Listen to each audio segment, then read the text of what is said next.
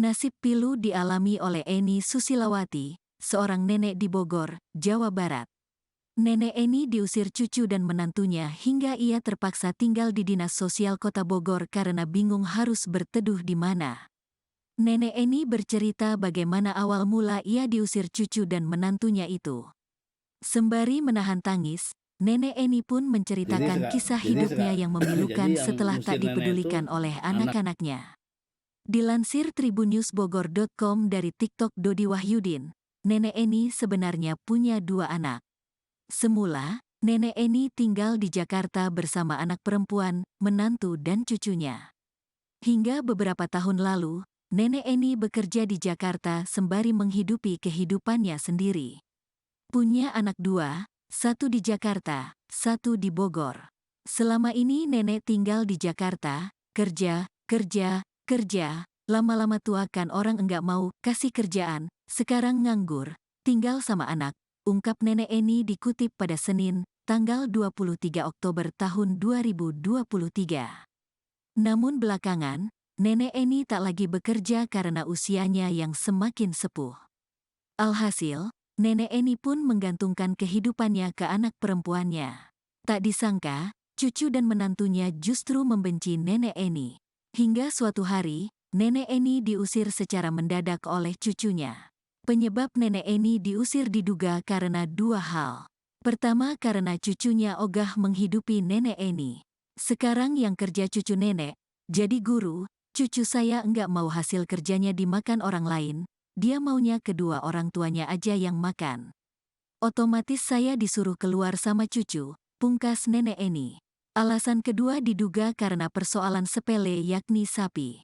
Kepada Kepala Bidang Rehabsos pada Dinsos Kota Bogor, Dodi Wahyudin, Nenek Eni bercerita bahwa sapi yang ada di rumah anaknya itu adalah punyanya.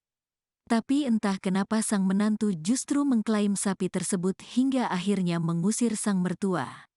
Saya ada sapi, saya bilang sama anak saya, sapinya dijual aja endok buat modal. Tapi mantu saya enggak kasih, malah bilang sama anaknya suruh usir saya, imbuh Nenek Eni menahan air mata. Lagi enak-enaknya nenek tiduran, cucu bilang, "Nek keluar," kata bapak nenek, "pergi dari sini, ini rumah bapak, itu sapi bapak." "Enggak ada ujungnya kok bilang sapi. Itu sapi nenek, diurusin bapak, nanti dijual uangnya dibagi-bagi," sambungnya. Tak lantas pergi, Nenek Eni pun mengadu ke anak kandungnya soal perlakuan kasar cucu dan menantu. Alih-alih membela, anak kandung Nenek Eni malah pasrah sang ibu pergi. "Anak saya pulang kerja, saya bilang itu anakmu, saya diusir." Kata anak Bu Eni, "Hah, itu kan mama saya, itu masa diusir," ungkap Nenek Eni. Segera pergi dari rumah anaknya, Nenek Eni pun beranjak ke Bogor. Di sini, Nenek Eni berharap bisa mendapatkan tumpangan hidup.